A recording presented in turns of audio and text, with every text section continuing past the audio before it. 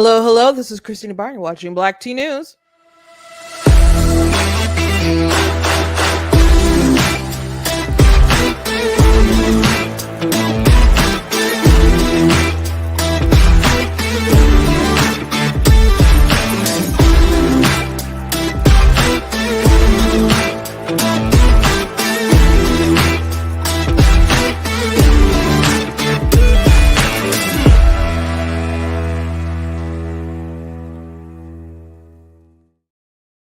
Hello, hello. Welcome to Black Tea News. I'm your host, Christina Barn. Today, we're going to talk about quite a few things today. So, let's see if we can get it all in today under an hour. We'll see.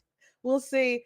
But I want to talk about the GOP platform. I guess skim it. Maybe we'll go in more detail tomorrow. But there was something that was on my mind. It's already passed. The platform's already, I suppose, adopted. So I want to talk about them taking out the abolition stuff in the original. Well, it's been in there for a while, the platform, but since 2016 they haven't changed it. And there was like, we want to protect life at conception. They have unalienable rights. We want the 14th Amendment to protect them, and that's gone. That's gone. And there's a list of like the top 20 priorities. Life is not in there. There is like a 16-page document, and they do mention something about abortion in there. So we'll go through it. I mean, I don't like it. Certainly. But we'll go through it. Also, Kamala Harris has been called a potential DEI president by the New York Post. And the left is really mad about it. But it's true. It's so true. So we're going to talk about that. Also, Biden is not leaving the race. And he says unless there's like an act of God, or God will tell him, that he can leave, and he'll leave. But he's not going anywhere, which isn't good for the country, but the alternative isn't good for the country either. I know that there's polling where Kamala is doing worse, but I don't believe that she would actually do worse than Biden against Trump. And I think there's a good reason to be really concerned if she actually is the nominee. And I hope to touch on that today. And then the last thing that I want to get to is maybe not in this order, but the additional thing I like to get to is that the Democrats are standing in the way, or plan to stand in the way, of some legislation that says that you have to prove that you're a U.S. citizen to vote in federal elections. Very interesting. Very, very interesting indeed. So, someone said they're going to remove him themselves, just like they did Sanders. Well, Hillary pretty much had the votes, though, in 2016. So them having, which Biden just was kind of like, bring it on. If you want to run against me, let's do a convention fight or whatever. Like come at me, bro. So he doesn't plan on leaving. And I didn't think that he would. I don't know if they can push. There's a lot of leaks coming out of probably Kamala Harris. So many leaks. Like there's a leak that they give him instructions like how to exit the stages, like they do diagrams and like draw it out for him. And like people showing all these videos of him being confused when he leaves the stage, or someone has to help him off. They all know that's a real thing. And it's not just like some awkwardness that we're viewing sometimes. They literally have to draw him diagrams for when he leaves the stage. So it's wild. There was an eruption at the with the press secretary, because I guess there was a doctor coming to the White House who specializes in Parkinson's, and she wouldn't answer questions. So they were like yelling at her, trying to get information. It was wild. I had never heard them so aggressive with her before. Let me see if I can. Yeah, I saved that. We'll watch that. But let me just say before I jump to all that stuff, so much news going on. I guess it's Monday. Like I knew like at 7 a.m. all the things I wanted to talk about, and then there were more things that happened since then. But anyway, before we jump into it, please go to blacktnews.com, check out different content on my website, different articles, videos, etc. If you like what I do here, please consider leaving a donation on the website because it does cost to stream and run and all this stuff, so you guys can support. I appreciate you. If you're watching on Facebook, you guys can send stars. Watching on YouTube, you guys can send super chats. You guys can also check out different merch I have available at the store, like this cool black tea mug. We got other t-shirts and so on. And I do have quite a few books that you guys can check out. I have 2 nonfiction books. The rest of my books are fiction, but one is Slay Your Fear, How to Overcome a Spirit of Fear. I wrote this during COVID because people had lost their minds. It's not specifically about COVID, but I did mention it in there.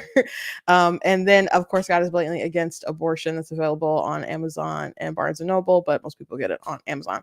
So anyway, let's start with this Kamala Harris situation. So the New York Post decided to write an article about how Kamala Harris is a DEI pick and how she could be the first DEI president. And to be frank, I've just seen the headlines and the outrage for the headlines. And so many people on the left are saying it's racist. It's racist. Oh my gosh, it's so racist. And so, I mean, I'll show you, like Gavin Newsom, I think, retweeted it, said it was racist. And it's just kind of been all over the place. Now, the issue with people freaking out about this is that it's absolutely true that she is a DEI pick. So Sam Stein saying the ability of conservatives not to do this type of bleep is potentially major upside to elevating Harris. What did they bleeping say? Yeah, Gavin Newsom said, this is straight up racist. Ben Rhodes said Murdoch media carrying on a long tradition of being totally and disgustingly racist through a side door. So there's lots of people saying stuff like this. And it's true though. It's true though. And so I have a big question for you guys. Why do people think DEI is a good thing, yet get offended when someone says they are hired because of DEI? Like it's not really computing. Now you might say, well, I guess it is a similar thing like affirmative action. People will take offense to it, even though they'll be proud and say, we need affirmative action. That's how I got in here. And then they'll be upset if people assume that they're there only because of affirmative action. No, we assume that, I mean, that doesn't mean that you're not good at your job or that you're not smart or whatever. But it means that you got this extra leg up because you're black or you're a woman or gay or whatever thing that they were particularly looking for. And that other more well-qualified candidates probably got overlooked. And you can make the case that happens all the time, though. They're never going to hire the best person because the best person might not always get in front of them, or the best person might not actually, like the resume might be immaculate, but maybe you do the interview and they don't seem like they're going to gel with everybody. Like there's so many reasons that go into hiring. But as far as Kamala Harris, you see how little they actually put her out on the campaign trail, or how little, I mean, she's out there kind of now and stuff, especially as she's trying to, usurp Joe. But throughout the presidency, think of how little you've seen her compared to like how much Trump utilized Mike Pence. They're like, oh, she's gonna fix the border. Didn't really go to the border, or she's just not capable of handling anything. She doesn't speak very well, which some people thought she probably would just kill it, because there are moments when she was in the Senate where she had some sound bites. But you got to think about it.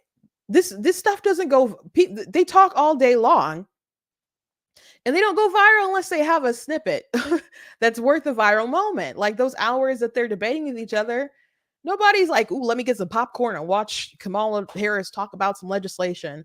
It's the drama that gets elevated. I'm not a fan of Kamala Harris. She was my least favorite Democrat in 2020.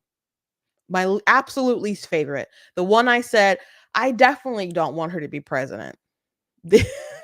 Definitely don't want it to be her. Like I don't want any of them to win, but if anyone like her the least for so many reasons, but she was just one of the most insincere people in the game.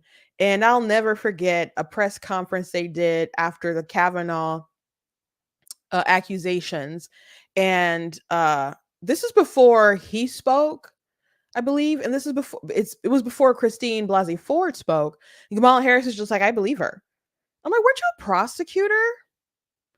You're just gonna announce that you believe without evidence, without hearing both sides of the situation. You're just gonna announce that, and it's because she's a political hack.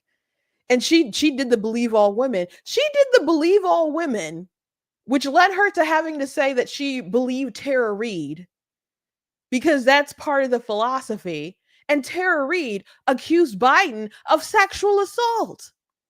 So you're serving with a guy who you say you believe his accuser. So she's just, and if you watch Stephen Colbert, the interview with Kamala Harris talking about the debate, because she accused Joe of keeping her from busing into schools and integrating. And I don't know why you do that unless you want to knock out Joe by painting him as a racist. And this was the top tier moment for her in the entire campaign, presidential campaign for her. And so after it was over and she decided to accept the nomination, Colbert was like, you really got him though during the debate. And it's like, you said all this stuff. And she's just like, it was a debate. We went there to debate. It was a debate. And she just repeated that. Oh, shoot. She just kept repeating that and laughing, and just no sincerity behind her at all. So, I don't think, do you guys believe that she was just picked because she was the best person for the job? This person who got out of the race before she got embarrassed in her home state, who wasn't doing anything to polls, who got absolutely torched by Tulsi Gabbard. Just embarrassed. Do you really think that she was picked because of her talent or how she could pull in votes when if I was Joe Biden, I would have never allowed her to be the VP.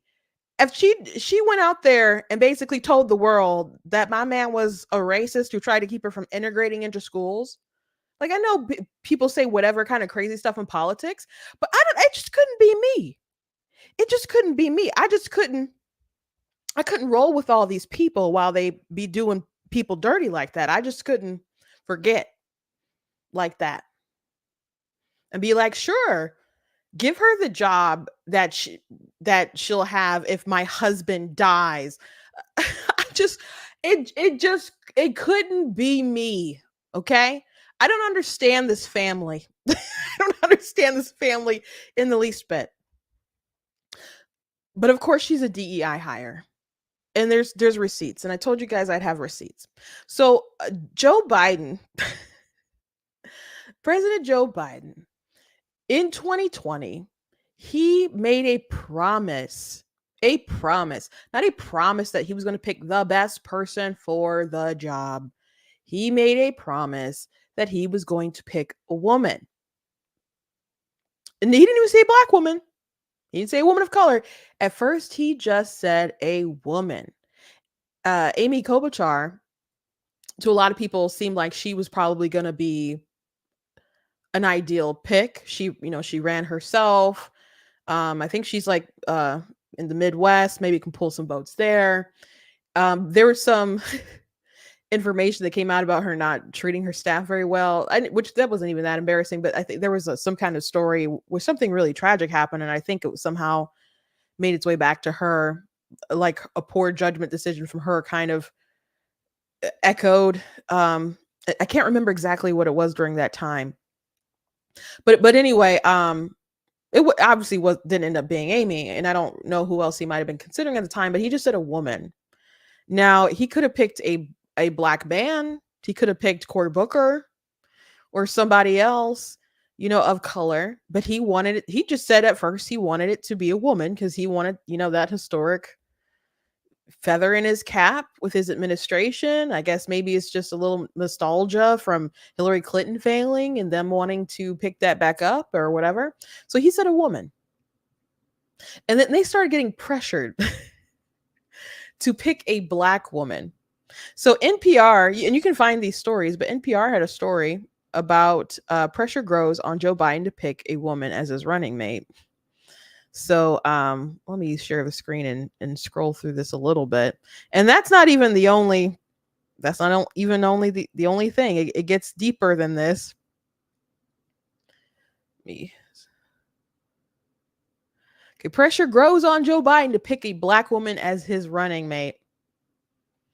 In late April, more than 200 black women who are leaders and activists within the Democrat Party signed an open letter to the presumptive Democratic nominee Joe Biden, calling on him to select a black woman as his running mate. It is a fact that the road to the White House is powered by black women, and black women are the key to the Democratic victory in 2020, they wrote. Early May, about a dozen of the women who had signed the letter made their case directly to Biden and some of his senior staff in a conference call. Their pitch was about timing and history, but it was also about strategy. They believed a black woman would help Biden win the White House. No commitments to the specific demands were made, according to two people on the call, but the lines of communication, they say, remain open, and that they've been a few calls with the Biden campaign to discuss the issue. So they believed that, a black woman could help them. This was a time during a lot of racial division in the country, which, Democrats helped to fan the flames of that. So Kamala Harris was not the only option out there. I thought she was one of the weakest ones that they were kind of discussing, because I'm like, why don't you pick someone who doesn't have as big of a name ID? Because she's kind of really awful. And if they pick someone who's kind of less well known, then maybe that's less time for people to kind of pick apart their life. So that just seemed like that made a lot more sense to me, because she really is awful. She really is awful. And so yeah, there was a demand that they did this. So for people to be like, oh, how dare you say it was a DEI pick? Y'all wanted him to pick a black woman. That's y'all wanted him to do that. And so Joe Biden, he stumbled a lot. So people had issues with Joe Biden and the 1994 crime bill. Some of the comments he made during that time, I guess things like Kamala Harris brought up with the busing, being friends with former KKK folks, and I don't hear people complain about him lying about the civil rights movement too much, but I mean, I mentioned it quite a bit. But there's a lot of murky things about Joe Biden that a lot of black activists weren't too keen on. And then there was also the whole, well, the you ain't black situation. There was also the him saying that black people don't have unique thoughts. He was talking to a group of Hispanic voters, and he was like, well, what you all know and what other people may not know. So he's privy to this racist information, and is like, yeah, you Latinos, you know that these black people, they don't have those unique thoughts. What he said was, the Hispanic community, unlike the African American community, has very unique diverse thoughts about different things. And so when things like that kept popping up, Joe Biden was in a pickle. He was in a serious pickle. And so different people started demanding, making more demands, like, if you really want our support, then you really need to pick a black woman. And so there was also another letter that came out with 100 black men urged Biden to pick black woman as a vice president. And I remembered that the only person I remembered off the top of my head who had signed it was Charlemagne from the Breakfast Club. But apparently P. Diddy signed that too. Oh, did he? Did he now? More than 100 black men on Monday signed an open letter to the presumptive Democratic presidential nominee Joe Biden, urging him to pick a black woman as his vice president, writing that failing to select a black woman in 2020 means that you will lose the election. The letter represents a last-minute push by outside groups to pressure Biden to pick a black woman as his running mate. Biden is expected to formally announce his choice this week ahead of the Democratic convention after months of speculating and vetting several candidates by his team. The signers of the letter include black leaders across several industries. Names on the list include rapper and actor Sean Diddy Combs, his name's Leonard, Charlemagne the God, McElvey, co-host of the radio show The Breakfast Club, Ben Crump, the attorney for the family from George Floyd, who was killed by police in Minnesota, Michael Eric Dyson, who is a terrible, terrible racist dude, a contributing opinion writer for the New York Times and professor of sociology at Georgetown University. Other signers include Van Jones, CNN political commentator Bakari Sellers, former Democratic member of the South Carolina House of Representatives, and CNN contributor Timothy Timbaland Mosley, record producer, songwriter, and rapper Tyrone Tay Dolla Sign, William Griffin Jr., singer-songwriter, record producer Alame Delmala Badara Akon Thiam, award-winning singer and record producer. For too long, black women have been asked to do everything from rally the troops to risk their lives for the Democratic Party, with no acknowledgement, no respect, no visibility, and certainly not enough support, the letter reads. The letter says the black women who are under consideration to be Biden's running mate have been unfairly criticized and scrutinized, and pointed to California Senator Kamala Harris as an example. Was Joe Biden ever labeled too ambitious because he ran for president 3 times? Should President Obama not have made him VP because he had to worry about his loyalty when he clearly had ambitions to be president himself? Why does Senator Kamala Harris have to show remorse for questioning Biden's previous stance on integrated busing during Democratic primary debate? The letter reads. So, yeah, I mean, I just think it's a bad look when the person standing next to you thinks you're a racist. I just think that's a bad look. But yeah, anyway, all these people were saying that they wanted a black woman to run with them. That was important to them. So no one said, hey, we really want someone with some governing experience, someone who knows how to run a business, maybe someone who's already been the vice president. Well, I guess you couldn't do that. I don't know. Just someone else other than Kamala. Because we can see the evidence of her not being good. And she's not the only person in the Biden administration who's clearly a DEI pick. The press secretary right now is not good at her job. Let's be for real. The assistant health secretary is a man pretending to be a woman, who clearly, if you look at him, is not healthy. And he's the deputy health secretary. But beyond that, and his push for gender ideology and pressuring WPATH to remove recommendations for ages of children being able to have surgeries and take hormones and all that stuff. Really evil sort of stuff from this guy. When he was in Pennsylvania, I believe, as handling the health for COVID for that state, his mother was in a nursing home and he made sure that she got out as opposed to other people. So I think a rational person would go, yeah, I don't want him anywhere near the White House. That's really messed up. That's really shady. But he believes he's a woman. So that makes them go, well, you know what? We have a quota. We have an agenda here. So don't tell me all these people got their picks because they were the best or even particularly competent at their jobs or good for the country or because Joe liked them. There's all kind of rumors about them not liking each other, and she's probably the one leaking all this stuff.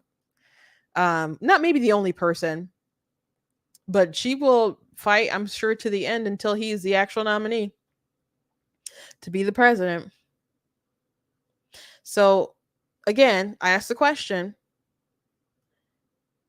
if people like DEI and all these people were saying black women did this, he needs to pick a black woman, etc., blah blah blah. Diversity, equity, inclusion, right? If people wanted her to be hired based around those sort of ideologies, why is it a bad thing pointing that out, that she's is where she is because she's a woman and because she's a woman of color? Because if she wasn't, she wouldn't be vice president. Same with Ketanji Brown Jackson. She wouldn't be on the Supreme Court if she weren't a black woman. And people are like, oh, you guys are like limiting their accomplishments and belittling them. No, Joe Biden does that when he switches the focus to their race and to their gender. He could have just said, I have this amazing candidate who's going to be amazing for the Supreme Court. Here's Ketanji Brown Jackson. And not announce like, I'm the person who did this. Okay, well, we know there's a whole group of people that you didn't consider, that you were sexist and racist. Poor black dudes not getting that shot. So you're the one who caused the issue, and you caused the issue here with Kamala. And it would be different if we knew that she was good at her job. But she's not. She's absolutely not. Someone brought up the luggage freak.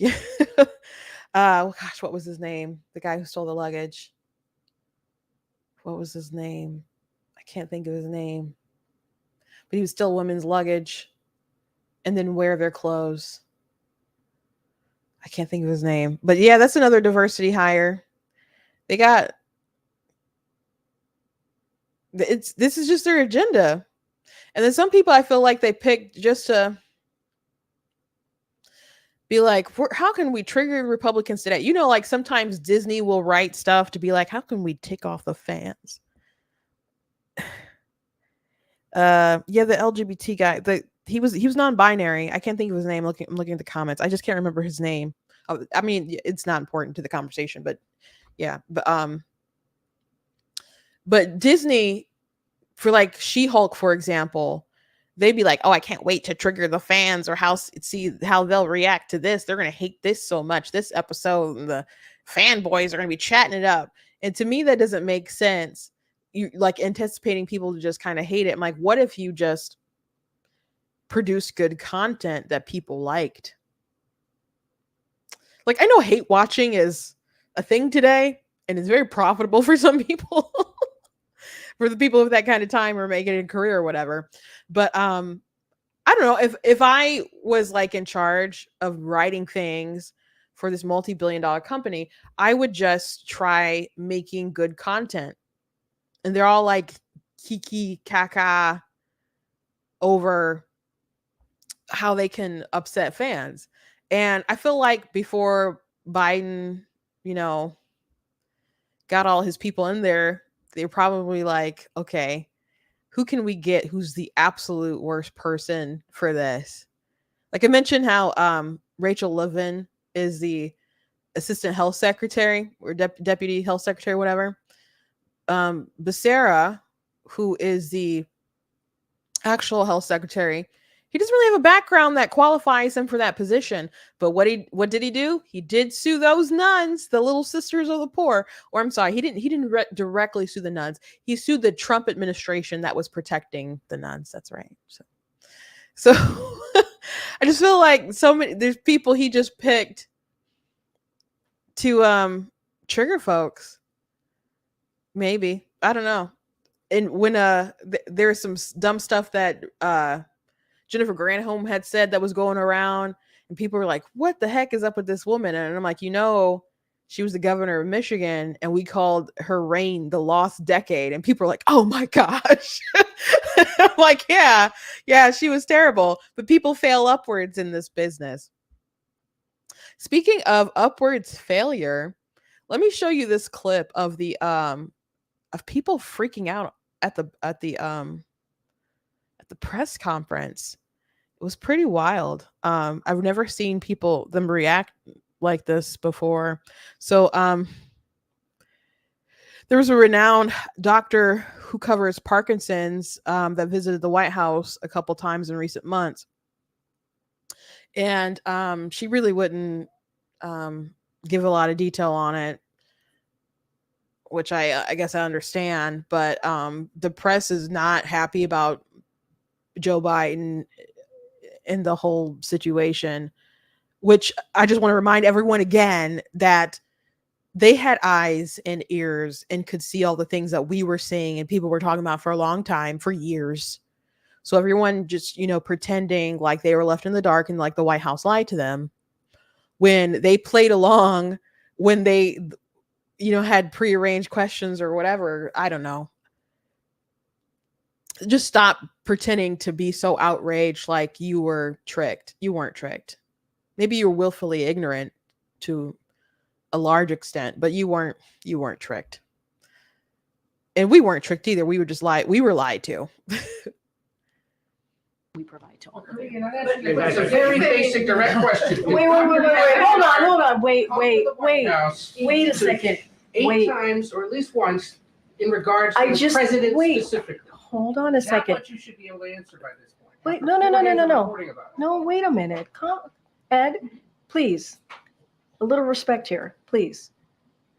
So every year around the president's physical examination, he sees a neurologist. That's 3 times, right? So I am telling you that he has seen a neurologist 3 times while he has been in this presidency. That's what I'm saying. I am telling you that he has seen them 3 times. That is what I'm sharing with you, right? So every time he has a physical, he has had to see a neurologist. So that is answering that question. No, it's not. No, it is. It is. You're asking me. I also said to you, Ed, I also said to you, for security reasons, we cannot share names. We cannot share names. We have to. Others he would have met with. We cannot. You can share names in regards to if someone came here in regards to the president. We cannot share names of specialists broadly, from a dermatologist to a neurologist. We cannot share names. There are security reasons. We have to protect. I understand that. I hear you. Right there for anyone to see. Ed, I hear you. I cannot from here confirm any of that because we have to keep their privacy. I think they would appreciate that too. We have to give them. The doctor. We have to keep their privacy. It is public information. I hear you. And you're going to allow this to fester longer for you unless the White House answers. So yeah, they're saying it's public information. When people do sign those logs, I mean, I would assume maybe sometimes people are maybe masked or kept secret for different reasons or whatever. But I mean, assuming they're kind of public and that's why they know who went in and went out. So she's really dodging this, and there's more, and we'll finish out this clip. But her skirting around this and not having better answers for a doctor known for Parkinson's is,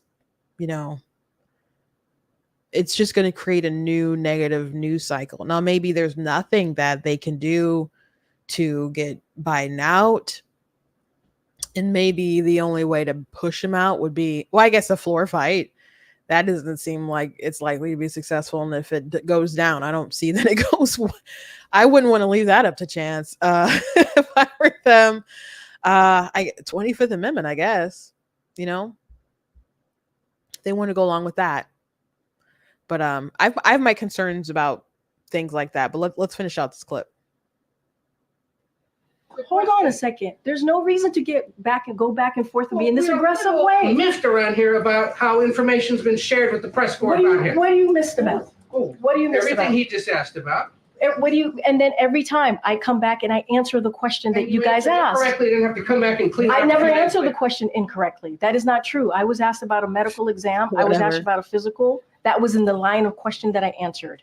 And I said, no, he did not have a medical exam. And I still stand by that. Matter of fact, the president still stands by that. He had a verbal check-in. That is something that the president has a couple times a week.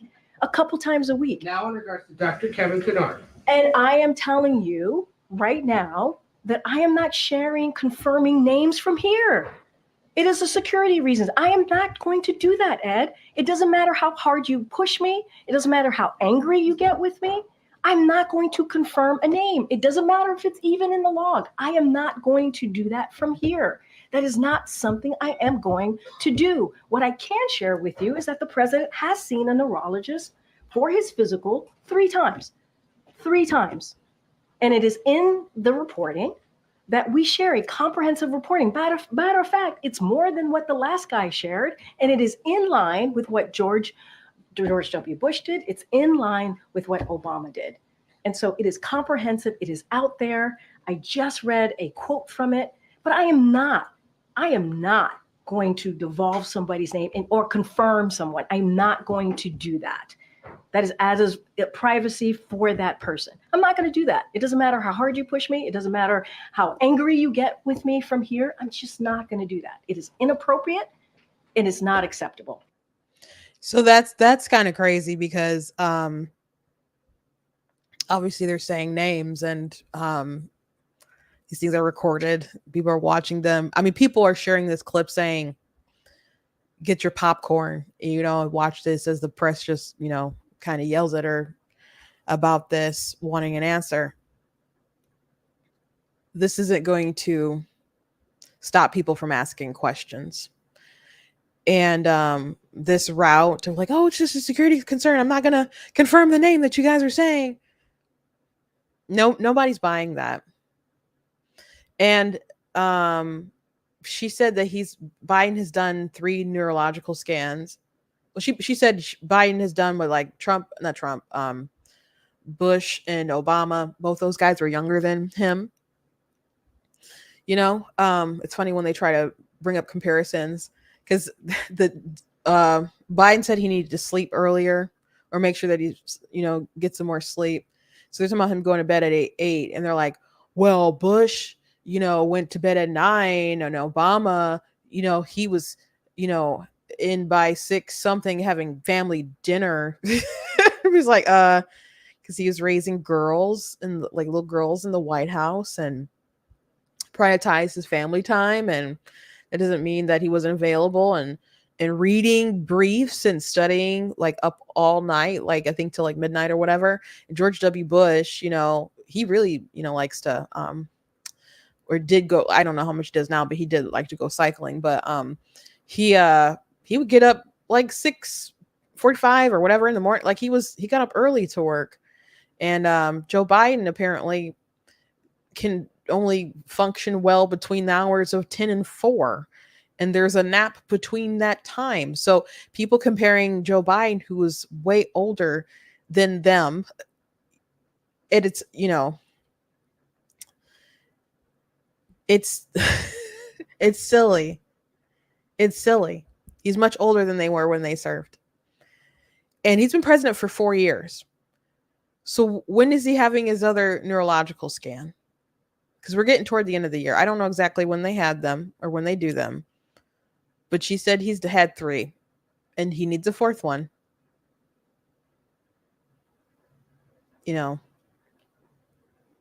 So she's not good at her job. And they are not squashing concerns about all this stuff. They are absolutely not. Now, if they do push Joe Biden out, though, I know the polling says that Kamala is polling worse than Biden. But my concern, and I've been saying this for a long time, is that, and she is like the obvious person that they're pushing, that it's her, and not like Whitmer or not Newsom, though I'm sure they'd love to do it and are like ravenous dogs and want to do it. But I don't think that they can just pass over their woman of color. Like those letters we went through, like people have this in their mind that Black women have to deliver. They're the ones who delivered the victory. They're the ones who are solid for the Democrat Party. They're loyal, way loyal to them than they've been to Black women. So they feel like they had to pick Kamala and they have to probably push her through because she served as the vice president.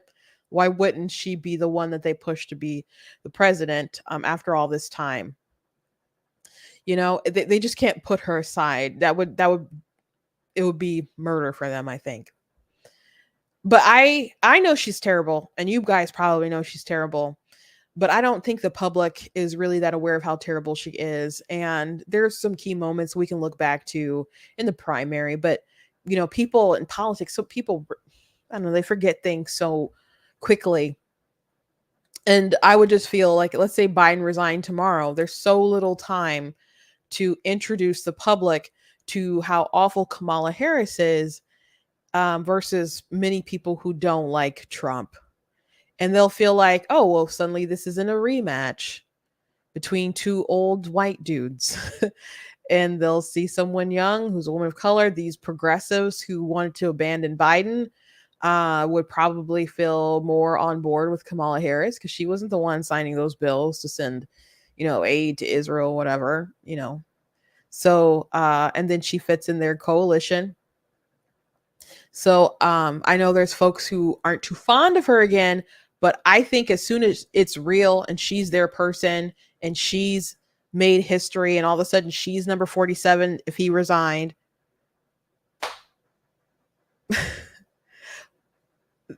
she's their person. She's it. They're going to be wearing pearls and chucks and talking about history made, and she's their queen. Slay, slay. These Democrats are not that fickle. They are very fickle, so they can switch a drop of a hat, whatever. They'll stomp for her, and they'll stomp for her much harder than they will for Biden, I think. So if I know Trump said, oh, that's better for us, and she's bleeping pathetic, I think that is so misguided. I mean, she's awful, don't get me wrong, but I think that'd be really bad. Now, there are independents who maybe are aware that she's really awful, but at the end of the day, a lot of people do not like Donald Trump, and they're looking for some kind of out, someone else besides Trump and Biden. And I don't want Kamala to be the one that gives them that option. I'm just concerned about it. Like, don't be surprised if she could pull it out over him, or the polling shifts. Now, maybe I'm wrong. You guys know I don't really like to predict things because I don't like being wrong, but I'm concerned about it.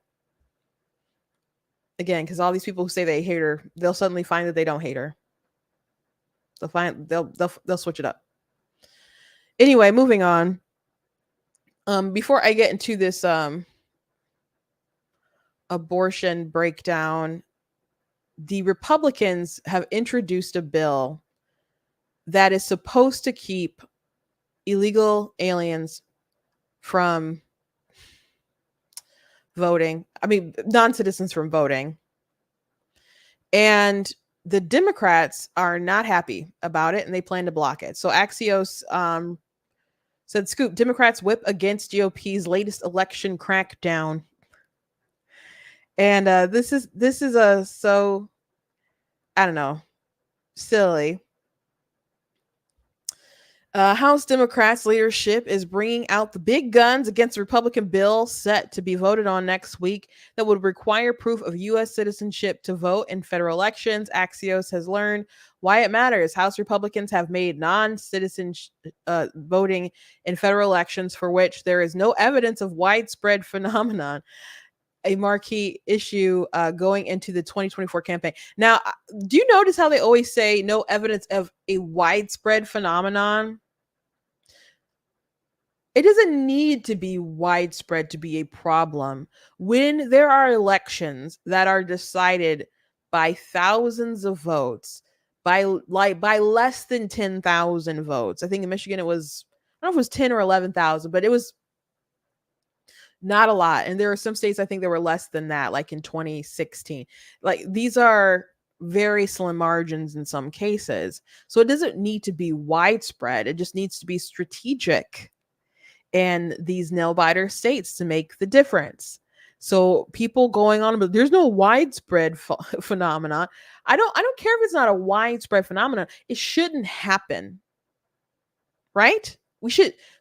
It's not a thing about it being widespread. Who said it needed to be widespread for it to be a problem? That's something that the media always adds on to when they talk about this issue. Like there's no evidence of widespread voter fraud. There's no evidence of widespread. It doesn't need to be widespread. It just needs to be enough to make a difference. So this doesn't need to be all across the country. You just be in Michigan, Pennsylvania, Arizona, Georgia, wherever. So those phrases are always very telling me. Strange. House Speaker Mike Johnson, largely ignoring House Democrats' drama this week, has posted on X about non-citizen voting multiple times since Wednesday. The House is set to vote next week on the Safeguard American Voter Eligibility Act, or SAVE Act, which would require documentary proof of United States citizenship to vote in federal elections. That could include a passport, a photo ID that proves a voter was born in the U.S., or another form of photo ID along with supporting documentation such as birth certificates, the bill says. The legislation would require non-citizens to be removed from voter registration rolls, require election officials to ask voter registration applicants for proof of citizenship, and open them up to legal consequences if they do not. So the Democrats are against it. They're trying to smash it and stop it. And so the White House has already said no on this bill. So there's no way that they're going to get it signed. And the point of these things, I don't think is necessarily get them signed because they don't have enough numbers that they can override a veto, and they don't have majority in the Senate. So something like this, they're not going to get bipartisan support to get it over the hump. And again, Biden's not going to support it. But the Biden administration literally came out against it. And their reasoning is that it won't do anything except make it harder for normal people to vote. And I mean, I don't think proving that you're a citizen is a hard ask if it's a federal election, I just don't think it's a hard ask. When you get your driver's license, you have to have, or even your permit, I suppose, really, you have to have, at least in Michigan, some kind of identification like a passport or birth certificate that really proves who you are. And you have to have some kind of proof of your residency, like a light bill or something along those lines. Like you have to prove that stuff. So I just don't feel that that's a very hard ask for citizens of the country. So I guess the Republicans can say, "Oh, we're trying to do something about our elections, and these blasted Democrats are standing in the way. They want all these illegals to vote, etc. We tried. So I think things like this, not that you shouldn't introduce bills, even though if they're not going to pass, but I think some of this is theatrical, so you can point the finger and say, why don't they want to do anything about it? Because they were definitely never going to do anything about it. Definitely not going to. So just putting that in the atmosphere that the Democrats have basically karate chopped that. Biden's not going to sign it. Absolutely not. So something that has been going on and that's been concerning is that there was a platform change regarding abortion. Now, the adopted, Trump platform, the Trump campaign sent it out. It's about 16 pages. They have their top 20 priorities. I started reading through it. I haven't been able to read all of it because I think they started really dropping it right as I was like doing my makeup. So I was like reading through it to find the pro-life stuff or how it was addressed. Because they like name the like top 20 priorities or whatever, and then they go into like more detail and stuff. So something for like abortion it's not in the top 20 thing. And then they make their amendment. But I had heard from folks that they were, on the move to try to change this stuff. And I heard Tony Perkins, he did this interview about it. I'm going to go ahead and play this so you kind of know what was going on. So all this is passed. but I just kind of want you to know what was the atmosphere and what I was hearing over the weekend that made me really concerned and so on. Bracing for what could be an explosive debate over the party platform. Now, sources tell me that party leaders want to soften language about abortion and traditional marriage. Conservatives have been pushing back and warned that any change to the pro-life platform could lead to disaster in November. Family Research Council Action released the results of a new survey earlier today showing that 62% of Republican voters say the party's strong positions on the unborn, strengthening the family, and religious freedom would impact their vote this fall. Yet populists and moderates within the party say loosening language on those issues could improve their efforts to grow the party. Now, that seems in stark contrast to Ronald Reagan's position. A banner of bold, unmistakable colors with no pastels would reveal the difference between the Republicans and the other party. That's what Reagan said. Even more alarming, for the first time in decades, Republican leadership has banned all media coverage, including C-SPAN. They don't want anyone to see what happens behind those closed doors. Now, earlier this week, RNC Chairman Michael Whatley was a guest on my national radio show. He confirmed that all the proceedings will happen in secret. He declined to say if there were any changes to the pro-life plank. Here to discuss is Tony Perkins, president of the Family Research Council and a member of the RNC Platform Committee. Tony, I'm very curious to hear from you. What concerns you about this platform? Well, Todd, I think your description is accurate. What I have heard, and there's been a lot of secrecy even in the lead up to this, much more than in past. I've served on platform committees probably 4 times, going back, being involved 20 years on this. And so this is very troubling, especially when it's a party that has embraced conservatism in 2016. I mean, full conservatism 2016, 2020, and it led to very successful outcomes. Now, what we do know is what you pointed out, that the life amendment that's been in the platform since I think like 1984, calling for a constitutional amendment for the unborn, recognition of their right to life, is not going to be in the draft platform that we as delegates get when we arrive in Milwaukee Sunday night. The other thing that's probably as concerning to me is the process. The fact that the media is not going to be in, guests cannot come in. It's behind closed doors. I've been asking, based upon what rule of the RNC have they been able to do this? There's no authority to do this. It's never been done before. It's very, very, very concerning about the way they're approaching this. Tony, I don't get this. Who's behind this effort? It makes absolutely no sense.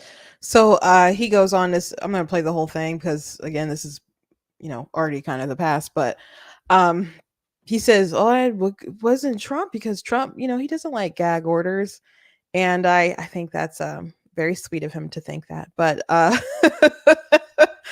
think that's very sweet of them to think that. They for some time now, and I'm not telling you guys new information, Donald Trump has been adversarial to the pro-life position.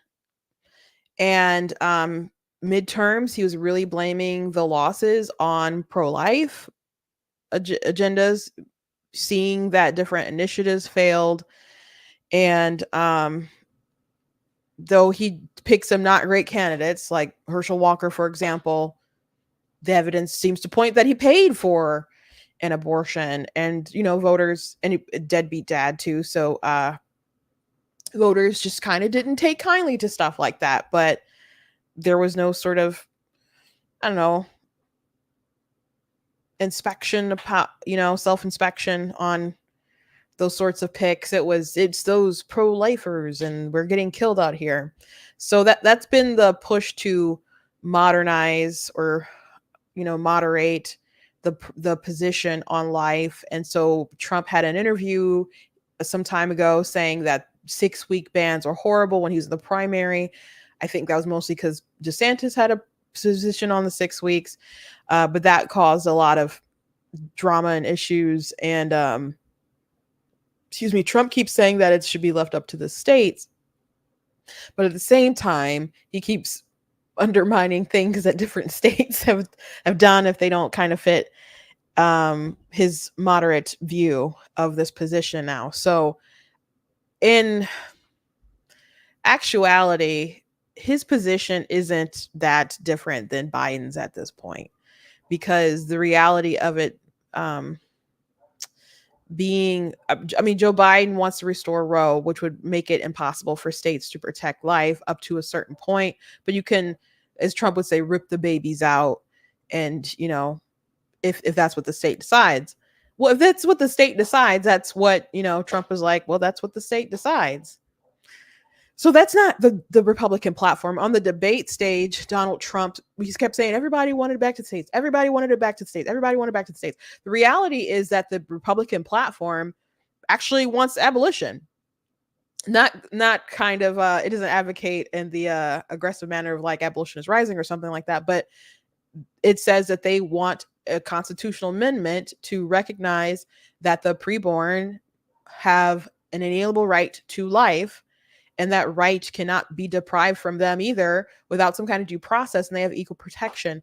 So that's the Republican position. So to say that everybody wanted it back to the states, maybe they wanted Roe v. Wade because it was an obstacle, but not because that was supposed to be the end all be all, where we just are like, well, good job, team. Let's like pat ourselves on the back. We solved the issue.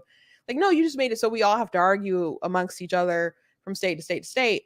But I will continue to say this, saying that abortion is a states' rights issue to me is like saying that slavery is a states' rights issue. I said that to someone yesterday who was pretty politically savvy, and they're just like, oh, I never thought of it that way. And I was like, really?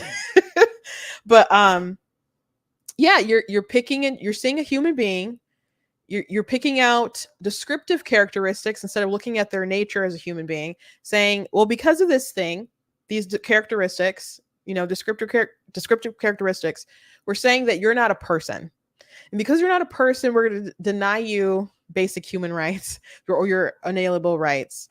And in the 1800s, it was slavery. Today, you know, people can abort their preborn children because of reasons that they make up, because of their location, their size, their development. You know, they don't have consciousness, or I haven't really heard, like, this been debated a lot, but I don't hear really a lot of great reasons to why women should be granted a special murder right.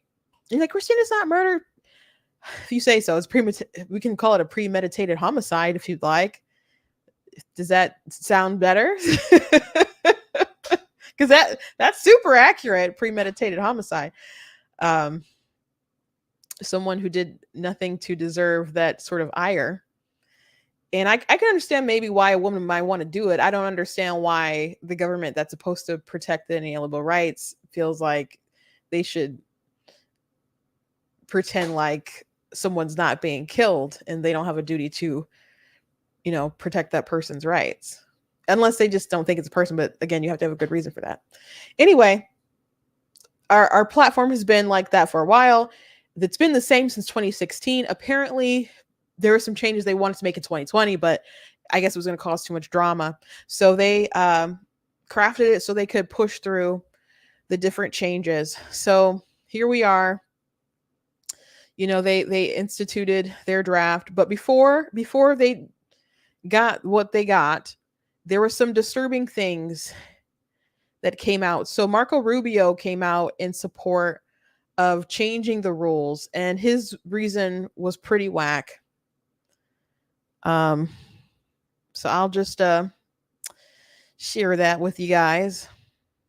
He is one of the top contenders, Senator Marco Rubio. Thank you so much for being here this morning. I want to start by looking ahead to just what's going to happen in the next couple of days for the GOP in Milwaukee, and that is delegates are meeting to adopt the 2024 party platform.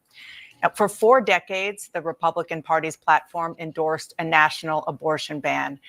Donald Trump opposes that, as you well know. He thinks it should be left to the states. There are a lot of conservative groups who are not happy about the potential to change the platform. Do you support changing the official party platform to Trump's position that it should be a state issue? Well, I think our platform has to reflect our nominee. And our nominee's position is actually happens to be one grounded in reality. The reality of it is the Supreme Court overturned Roe v. Wade. And what that basically means is that now it's not states, it's voters at individual states who will get to decide how and to what level they want to restrict abortion, if at all. Some states will have restrictions, some states will not. And so I hope that our platform will reflect our nominee. I also think it's important to remember the Democrats, their last platform basically endorsed abortion paid for by taxpayers at any time without any restrictions. So I think really the question here is whether they are going to have a radical plank of their platform that basically requires Americans to pay for abortions at any time for any reason up until the moment of birth. That was their platform 4 years ago. Let's see what it looks like now when they meet again. I'm not sure that's entirely true, but I want to focus, if I may, on what your party is doing. And something that the head of the Susan B. Anthony group told me this past week, she and others, Tony Perkins as well, have said that they are concerned that removing the federal ban from the platform will depress enthusiasm for Donald Trump among core anti-abortion grassroots voters. Does that worry you? Not really, because I don't think there's much of an option here. It looks like no matter who the Democrats nominate, it looks like maybe Kamala Harris would be the most liberal presidential candidate in American history, or a continuation of whoever's running the White House now with Joe Biden as its figurehead. The issue is that they are going to be radical. There's only one pro-life candidate in this race, and it's Donald Trump. I think his position on this has been that the reality, and that is you can't pass a federal law now, even if we wanted to. You couldn't pass one. But states, voters in individual states now have the ability to influence what abortion laws look like in their state. And they can have that debate about how restrictive, to what level, what exceptions, and so forth. You couldn't even have that debate before the Supreme Court opened that up. All the Supreme Court ruled was that this was a political issue, that this was an issue that now voters would be able to decide via the people they voted for or voted against at the state level. And that's the reality. Okay, so this was very disappointing to a lot of different people. Okay, him saying that the platform should reflect the nominee. If this is a reflection of where the nominee is, obviously it's not a good direction for the Republican Party. Him saying that it just sees reality as it is. It reminds me of different conversations that Pearl Davis, for example, had with like Michael Knowles, when they'll push these like red pill folks and they're like, why are you telling people what they should do? Even though they tell like women, not to do OnlyFans and stuff, they give advice all the time. But like they're saying marriage is bad, marriage is this, and it's like, you guys are giving different advice with stuff. And Michael Knowles will say, okay, well, you ought to aspire and do virtuous good things. And they'll say, it sounds like you're playing God, or it sounds like, I look at the world how it is. I don't talk about how it ought to be. I just look at how things are. And I don't understand that. Aren't we supposed to, isn't part of politics a game of persuasion? It's persuasion and aspiration, and you're trying to convince the general population to come see things your way, or you may be in there to kind of represent people how they are, but you have to have your ideas to kind of drive people somewhere, So gay marriage, people had an aspiration, a dream. They didn't just look at how things were. They said, we're going to get gay marriage on board. Then we're going to put all this stuff in your kids' schools, and you're going to have this stuff in your kids' books in the libraries. And if you say something to us, we're going to call you a bigot. All of these people have long-term plans, and they have people working at the DNC and a lot of people working at the RNC. Scott Pressler, who people love on the right because he does a lot of ballot initiative stuff. He's gay, and he used to work for the RNC, but he got let go, according to folks, and it's in the news. You guys can look at him, Politico and stuff, for doing some inappropriate things at the office. So, people find their way to work in both sides to get their kind of reputation that they want. But when it comes to, you know, this issue, folks are like, you know what? We can't talk about what we ought to do anymore. We just have to be realistic with our goals. We just have to be so realistic, which is insane to me, because I don't know, when people were saying to Donald Trump, like, some of his election challenges, they're like, okay, well, we should look at how things are, and it's unlikely that the electors thing will work out for you, and we should focus on, you know, your accomplishments and your legacy. And they're like, no, we're gonna have all these alternate electors and do the January, like, pursue this legal, you know, theory, and so people push what they want to push. Okay, that's what I'm saying. People push what they want to push. This we're just looking at the way things are. We can talk about how the way things are, and we can talk about how America has a extraordinarily hard heart as far as these issues. But that doesn't mean that you don't take out the hammer and just start chiseling. So if you're not about persuasion and change, why are you in the game of politics? Why are you there at all? And they wouldn't have these kinds of conversations if Trump wasn't the nominee, or particularly if he wasn't trying to be the VP, I think. Okay? Because other interviews, it's like, oh, I'm pro-life, and I'm going to always affirm life, etc., blah, blah, blah, which I think some of his interviews that have been applauded have still not been as strong. But being asked, like, hey, there's all these groups that are really upset that if you change the platform, it's going to depress conservatives, and they're not really going to want to go out there, knock the doors, make the phone calls, you know, miss meals with the family because they've been hitting the pavement all this time, giving every nickel and dime they have that's extra to the camp. Like, what if they're not just enthusiastic to do all this stuff now because you decided to basically toss out the pro-life issue, and Marco Rubio says, well, you don't really have a choice. I'm not worried about it. And I wouldn't test these people, because conservatives, if you don't like it, they'll stay home. You know, that people try to push Mitt Romney. A lot of people were like, he's too liberal for me. You know, they're like, I'm just going to stay home.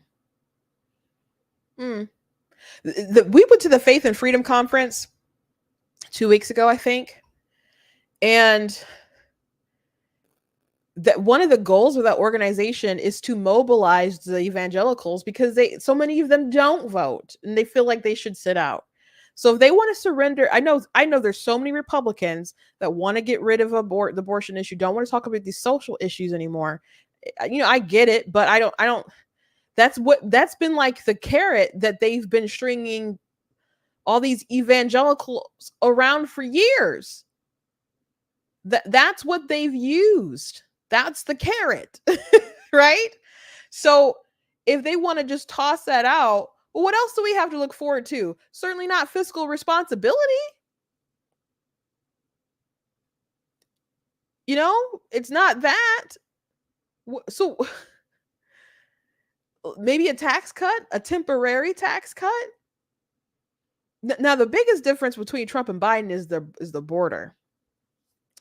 And perhaps the border is a big enough issue for folks.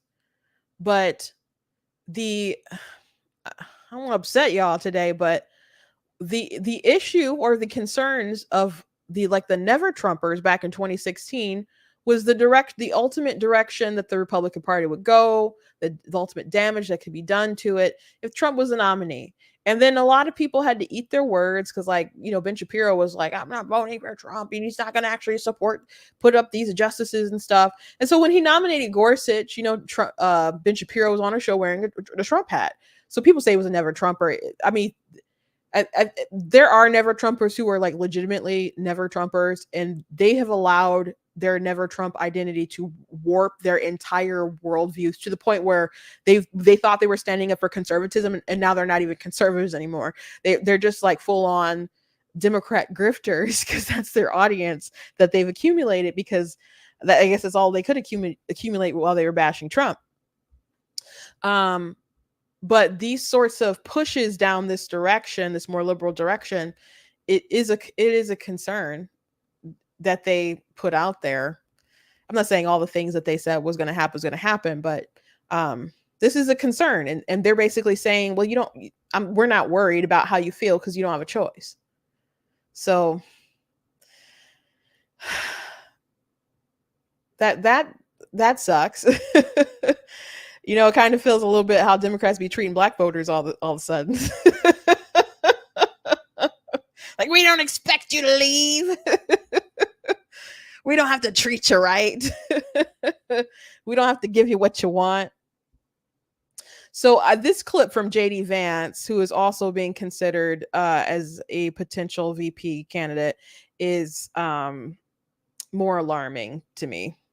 On the question of the abortion pill, what so many of us have said is that, look, we certainly don't. The Supreme Court made a decision saying that the American people should have access to that medication. Donald Trump has supported that opinion. I support that opinion. I think it's important to say that we actually have to have an important conversation in this country about what our abortion policy should be. Donald Trump is the pragmatic leader here. He's saying most abortion policy is going to be decided by the states. We want to make it easier and more affordable for young women and parents to have families to begin with. We want to lower housing costs, eliminate those surprise medical bills that so many families see after they have a baby. So, that's the Trump and Republican approach to this issue. Meanwhile, Joe Biden wants taxpayer-funded abortion up to the moment of birth. It's so crazy to me how the Democrats frame this as Republicans. Just let me finish, Kristen. They frame Democrats as being reasonable and pragmatic, when in reality, Senator, Republicans are the one trying to find some common ground here. As you know, very few abortions take place later in pregnancy, and almost always because there is a medical emergency. I know Trump is trying to distance himself from Project 2025, but we have to point out that a number of people who are involved with it are former Trump officials.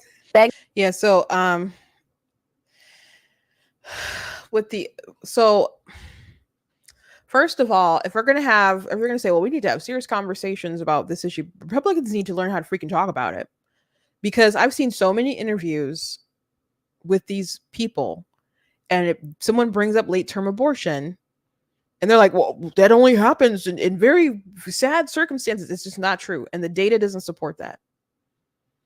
Like, you can go to Secular Pro-Life. They have, articles that have a lot of different sources, but there are different studies about women who seek late-term abortions, and the women who seek late-term abortions for similar reasons that people seek them earlier. Maybe they couldn't get the money together earlier. Maybe their relationship broke up. Maybe they didn't know they were pregnant until really late in the pregnancy. It happens because some women just have really irregular periods, and sometimes people don't even think that they have them. And then, whoop, you got a baby. Or there might be cases where you tried to abort it earlier and it survived. So, which I've heard that too. So, or there was a case where there was a couple, and they did IVF, and they implanted the wrong baby, so they aborted it, and that was pretty late too. Or that was a case of that young woman who, she was around 30 weeks. It might have been 29. I don't know if it was quite 30. It might have been 30, but she wanted an abortion. Her mom got her abortion pills, which is pretty dangerous to use at that point in time. And she wanted to wear jeans again, I guess. Of course, I don't know all the reasons, but that was one of them that they listed on their, chats on Facebook. So, her mom ended up getting charged for that abortion. The daughter didn't get charged, only for how they handled the body, because after she delivered her dead baby, they tried to burn the evidence and then they buried it. So they got, dinged for abuse of a corpse or whatever. So people have late-term abortions for non-medical emergencies. People will have late-term abortions because they are aborting a baby with Down syndrome, because maybe their baby has a minor sort of abnormality. It's not all like, my baby doesn't have a brain. It's not all stuff like that. It's not. And I have yet to see an interview when they push back on that and Republicans push back harder because they don't know the information. They don't know how to talk about this issue. Maybe that's why we're losing, because they don't know how to talk about this issue and they apparently lack conviction in it. Because they continuously let them lie about this. And that's their like escape route, like escape hatch. Like, okay, this is how we're going to make ourselves different. And then the media keeps shutting them down. Now, he's right that the Democrats want to do taxpayer funded abortions and stuff, but here's the problem. Here's the problem with the leave it to the states position. Republicans are allowing for that as well. They're allowing for late term abortions paid by taxpayers if that's what that state decides, ripping the babies from the womb, maybe not providing the care or whatever. Governor Ralph Northam, that horrific clip that goes around that Trump keeps referencing, they, in their worldview, they allow it too.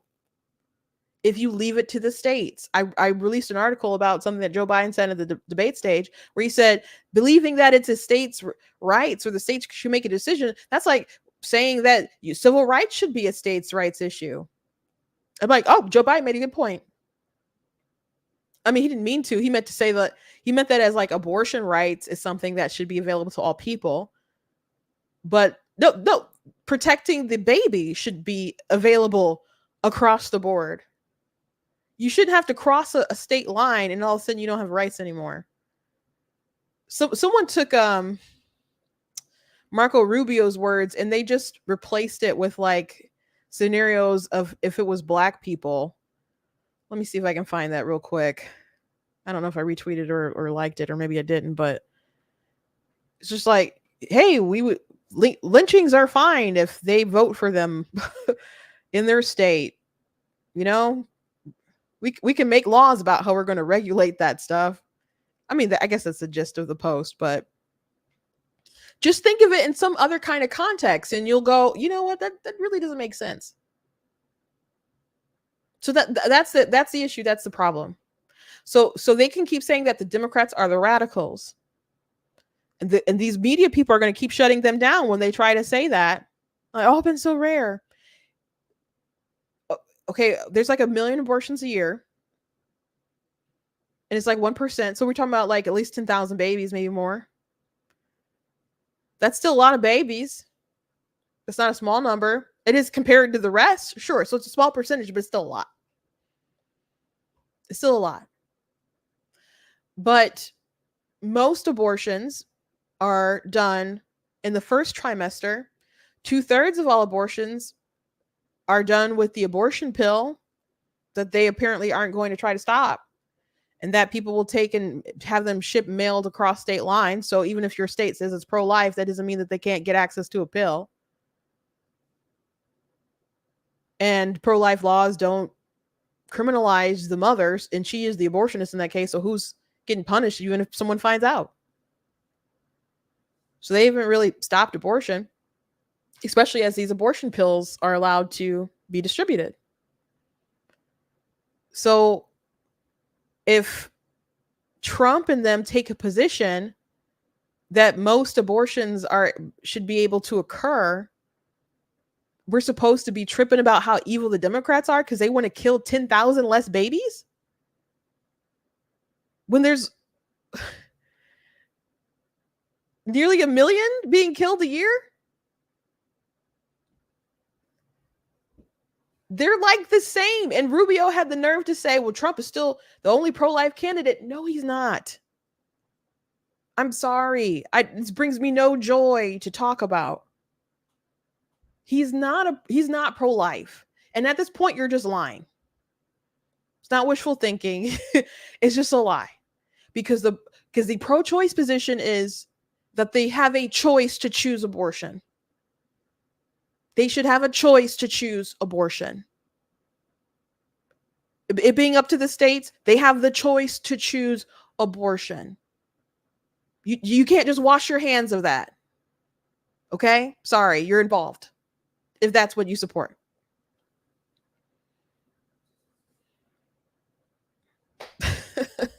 The pro-life position is when that new life comes into being, they have an inalienable right endowed to them by their creator, and they should be protected because they have a right to life, which is a right to not be killed. That is the pro-life position. So if you're going to say that women should be able to choose abortion, according to their state, even if that's the way you want to frame it, that is still a pro-choice position. You can say, oh, it's states' rights, like slavery, sure. And I said this in my article, like, I don't think we can win these elections if Republicans are going to act like Democrats, especially if they're Democrats from the 1800s. So people were really disappointed in J.D. Vance and Marco Rubio and how quick they flipped on this issue, how radical they flipped on this issue. But let me go through some of the stuff that they passed. We'll have to talk about this more maybe tomorrow. What time is it? Oh gosh, I did not know we were way over an hour. I didn't know we were way over an hour, guys. So gosh, I'll have to table that interview. Let me just read these top 20 things that's like in the beginning of their platform, like their top 20 like priorities. Seal the border and stop migrant invasion is number 1. Number 2, carry out the largest deportation operation in American history. Number 3, end inflation and make America affordable again. Number 4, make America the dominant energy producer in the world by far. And all of these are in cap blocks, by the way. Stop outsourcing and turn the United States into a manufacturing superpower. Number 6, large tax cuts for workers and no tax on tips. They really like pushing that no tax on tips, but some people are like, why just the tips? If you don't think people should be taxed for their income, like, why are you like solely advocating for the servers? Why not? I know so many people get tips and that affects so many people across the industries, but like the service industry, but why tax the person who doesn't get tips but works serving people in a retail store? So number 7, defend our Constitution, our Bill of Rights, and our fundamental freedoms, including freedom of speech, freedom of religion, and the right to keep and bear arms. Number 8, prevent World War III, restore peace in Europe and the Middle East, and build a great Iron Dome missile defense shield over our entire country, all made in America. That sounds expensive. Number 9, end the weaponization of government. I'm not saying that defense isn't worth it, but number 9, end the weaponization of government against the American people. Number 10, stop the migrant crime epidemic, demolish the foreign drug cartels, crush gang violence, and lock up violent offenders. That sounds good. Number 11, rebuild our cities, including Washington, D.C., making them safe, clean, and beautiful again. Number 12, strengthen and modernize our military, making it without question the strongest and most powerful in the world. Number 13, keep the U.S. dollars as the world's reserve currency. Number 14, fight for and protect Social Security and Medicare with no cuts, including no changes to the retirement age. Number 15, cancel the electric vehicle mandate and cut costly and burdensome regulations. Cut federal funding. 16, cut federal funding for any school pushing critical race theory, radical gender ideology, and other inappropriate racial, sexual, or political content on our children. Not that there's not some really good things in this list, but you would think by the time you got to, I don't know, not cutting the Medicare or something, that the pro-life issue would have came up by now in this 20 list, but it doesn't come up. Number 17, keep men out of women's sports. Number 18, deport pro-Hamas radicals and make our college campuses safe and patriotic again. Number 19, secure our elections, including same-day voting, registration, identification, paper ballots, and proof of citizenship. And number 20, unite our country by bringing it to new and recorded levels of success. So,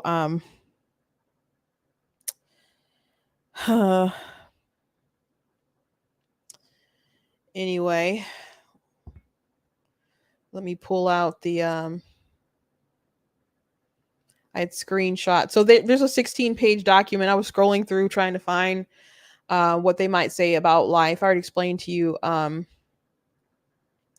what the 2016 platform's position was. So what they have in there now is we proudly stand for families and life. We believe that the 14th Amendment to the Constitution of the United States guarantees that no person can be denied life or liberty without due process, and that the states are therefore free to pass laws protecting those rights. Yeah, but you're not saying that they shouldn't be deprived, though. So I don't know. It seems like they're trying to find like a happy medium there, but this is a really insufficient version of what was there before.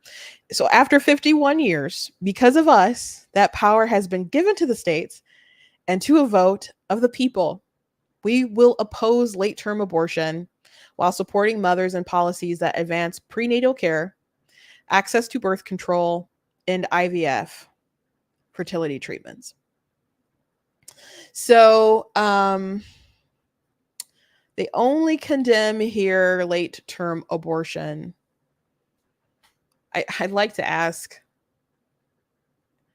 Trump or someone with his policy position, because he believes in exceptions for rape. So if a woman was sexually assaulted and didn't find out she was pregnant until week 28, would he support a late-term abortion in that scenario?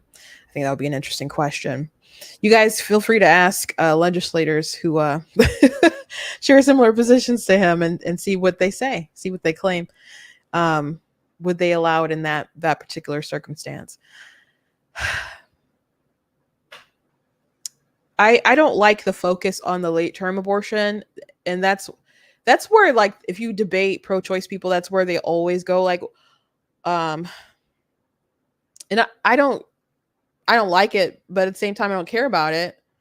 As far as like debates, because I'm like, that's not, you're not a person because you were born later, because you're viable. I think viability is one of the dumbest arguments that the pro-choice side has. I'm like, I don't understand, like, because you don't think they should be killed at that point. The baby can't live on its own, so it's really not viable. Like, it can kind of survive on its own as long as someone is there to give it all of its needs. Like, so it doesn't really make sense. And you still don't think the baby should be like prematurely like forced out or whatever. So so you still think she should be forced to carry it in your language. So I don't understand that. But that same baby at 28 weeks that they find is so horrific to kill them, why is it not horrific to kill them at 15 weeks or 6 weeks? It's the same human being.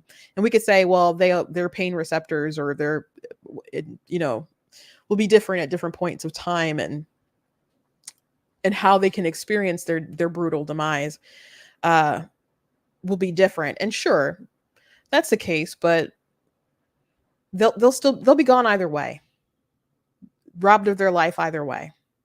Just because your death, you're unaware of it, or it's not painful, doesn't make it okay.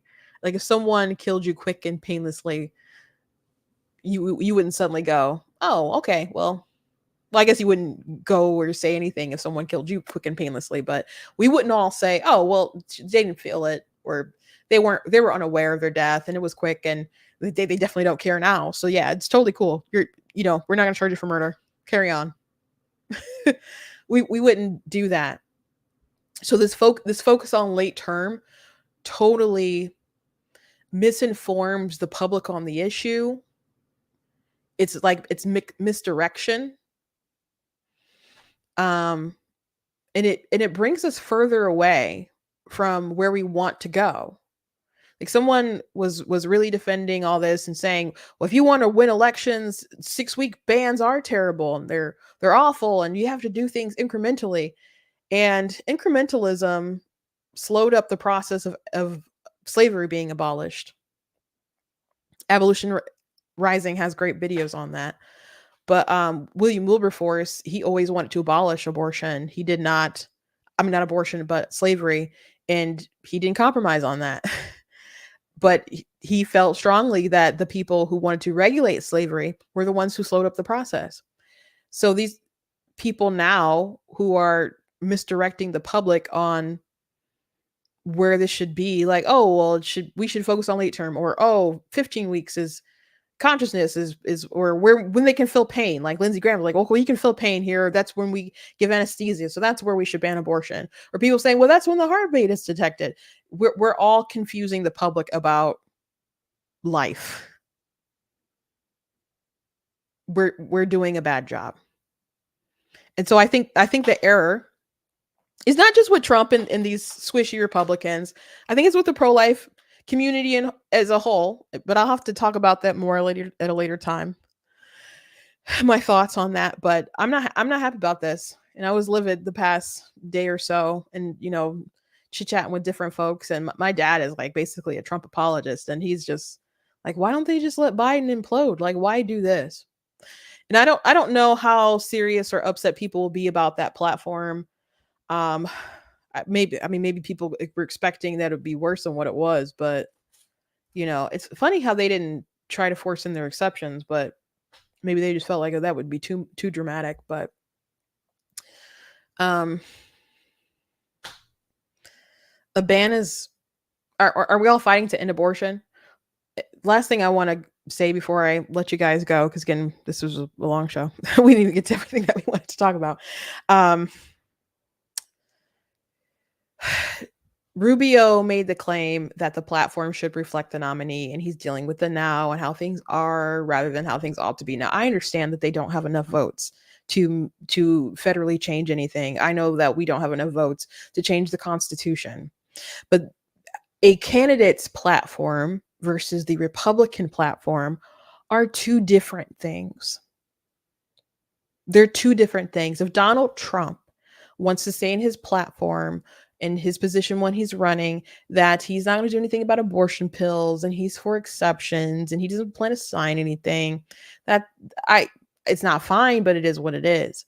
But the Republican Party crafting itself to his ideology that is frankly immoral, that's a problem for the party and where you're going to lead us in the next 4 years and so on. And it's going to be in there for a while. So our platform should be aspirational for where we want to go and who we are as a party. So if who we are as a party right now is that we are no longer the party of abolition, then I guess that's what they are. But considering that's how they started off, I find it so sad. Really sad. That they aborted their morals today. Rip the GOP. But I guess we'll talk about more of this tomorrow and go through some more of this platform as I read through more of it. But I'm not happy about it. But you guys probably could have predicted as much. Anyway. Thank you guys for joining me today. By the way, someone mentioned Sam Breton in the comments that was his name, the guy who stole the luggage. So thank you for looking that up. Because it was I knew it started with an S, but I'm like, it doesn't seem like it's Sean. It seems like it's something else. So thank you very much. My comment fact checkers. So anyway, thank you guys. Please go to blacktnews.com, check out different content on my website, articles, videos, etc. If you like what I do here, please consider leaving a donation on the website because it does cost to stream and all that stuff. So you guys can also check out different merch that's available at the store. And you guys can also check out some of my books, like, of course, God is Blatantly Against Abortion and so on. So thank you guys. And we'll have a busy show, I guess, tomorrow. And I will start off talking about, I guess, the black media with Biden getting those answers in advance and which the black host admitted on, I think it was CNN, and now have been let go. So it's a big mess, but there'll be more messes to talk about, because I'm sure Kamala Harris and them will keep on leaking all this stuff, because Mama wants her time to shine, but we need to. It's like he needs to step down, but she's so terrible that you don't want him to. It's just a terrible situation that we've all been put in. So anyway, God bless you guys. See you tomorrow.